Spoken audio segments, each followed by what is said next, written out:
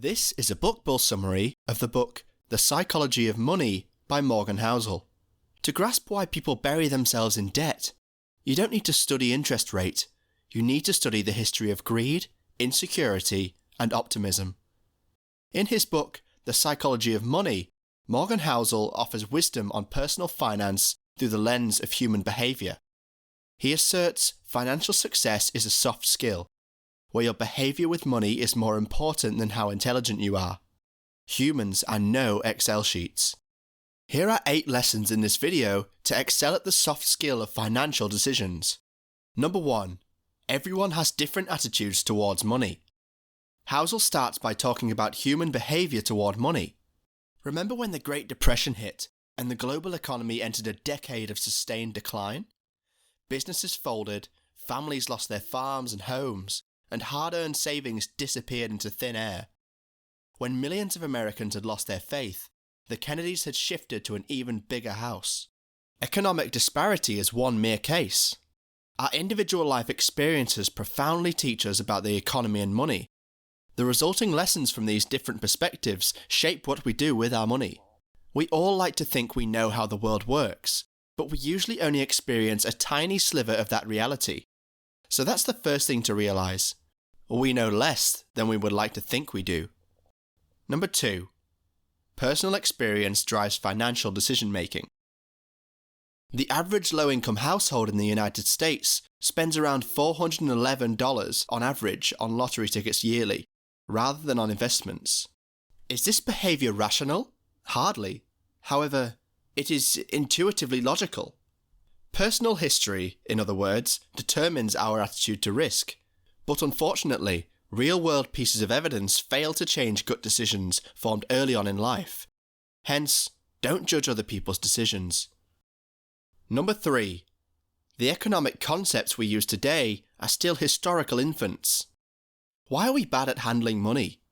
Actually, these economic concepts aren't that old. The 401k, the principal method of funding retirement, didn't even exist until 1978, while the Roth IRA retirement scheme was only introduced in 1998. Even consumer debt like mortgages, car loans, and credit cards, one of the primary drivers of economic growth in the United States, became commonplace after the GI Bill made it easier for average Americans to borrow money in 1944. If we're bad at financial planning and decision-making, it's not because we're crazy, we're greenhorns. Number 4. Don't underestimate luck. Housel asked the Nobel Prize-winning economist Robert Shiller what he'd most like to know about investing that can't be fully understood. Shiller's answer: the exact role of luck in successful outcomes. Luck is a tricky topic. It's hard to quantify the extent to which it's responsible. We often mistake ignoring the role of luck in financial decision-making. We don't attribute failure to bad luck in case of market change, but to character flaws like laziness or short-sightedness. That's human psychology. Even Forbes doesn't celebrate brilliant investors who went broke because they were unlucky and the market took a sudden nosedive. When it comes to money, we don't just need to figure out what works and what doesn't. We also need a way of building randomness into our models. Further, we'll see how we can get a handle on luck. Number 5. Focus on broad patterns rather than specific cases. So how should you build chance and luck into your financial behaviour? Well, here's what you shouldn't do. Obsess over specific individuals. When we study highly successful people, we usually pick outliers, the billionaires who've changed how the world works, which can lead us astray. Take John D. Rockefeller. When he started building his petroleum industry, the laws of the United States didn't permit him. So his solution was simple: ignore them.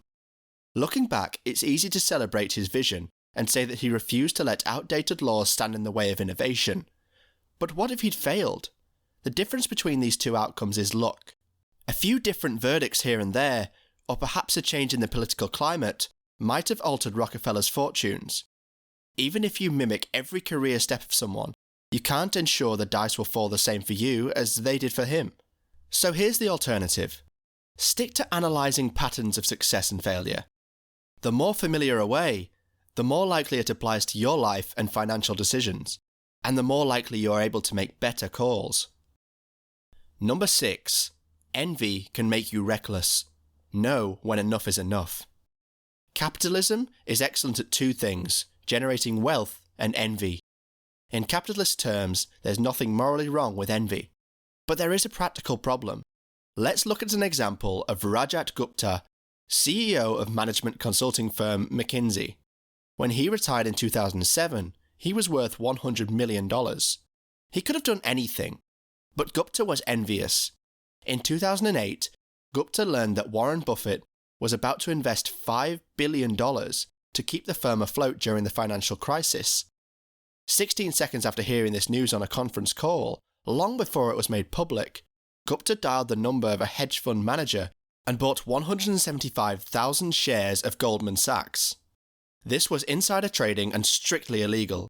When prosecutors caught up with him, he'd racked up $17 million in a string of dodgy deals.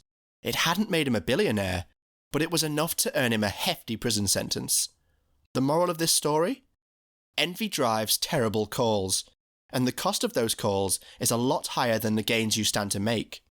Leaving opportunities on the table doesn't necessarily mean you're missing out. It's often recognition that you're trying to devour. Everything else will push you to regret. Number 7.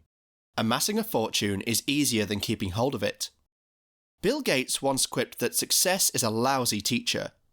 As Gates sees it, success tricks smart people into overlooking the role of luck, making them think they can't lose.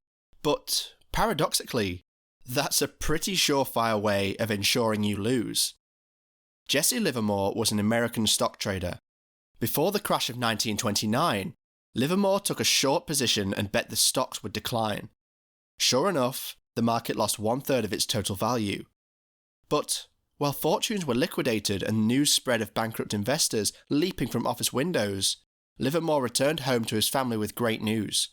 He'd just made the modern equivalent of $3 billion. Remember what we said about success being a lousy teacher? After his big win in 1929, Livermore thought he was untouchable. He placed larger bets and lost big, again and again until his fortune was gone. Broke and indebted, he took his own life in a Manhattan club in 1940. Getting rich, it turns out, is sometimes a lot simpler than staying rich. Keeping money is an entirely different psychological ballgame. It's about the fear that everything you've made could be taken away. Staying rich also means being humble. So how do you keep what you already have? In a word, perseverance. The entrepreneurs who do the best and stick around for a long time without wiping out have fear. When you're scared of losing, you look at potential wins differently. And when you take that lens, you're more likely to make better calls. Number 8. You can be wrong half the time and still make a fortune. Just like a bunch of us, Heinz Berggruen wasn't sure what to do with his life. He worked as a journalist and an art critic by the side. Then, in 1940, he bought a small watercolour by an artist called Paul Klee for $100. Fast forward to the 1990s, Berggruen had become one of the most successful art collectors. Then, in 2000, he sold his collection to the German government for €100 million. Given that it contained many Picassos, Klees, Matisses and Braques, that figure was nowhere near close to the actual worth, estimated at $1 billion. How did Berggruen amass this impressive collection of the 20th century's most significant artists? Was it skill or just luck? According to the company's research, all great collectors do the same thing. They buy vast quantities of art. Some acquisitions are great investments, especially if the collector holds on to them for a long time. The majority, however, are duds. Berggruen's collection was a bit like an index fund. His risks were evenly spread across a wide range of investments. Rather than just buying pieces he happened to like or admire, he bought everything he could get his hands on and waited until a few winners emerged. This strategy applies to all investments. Call it the long tail, the tendency of a small number of events to account for most outcomes. So, when you get a few things right, you can afford to get more wrong. Failure is inevitable. What really matters is the nature of your successes. Put differently, sitting on one Picasso, you don't have to worry about the 99 duds in your collection.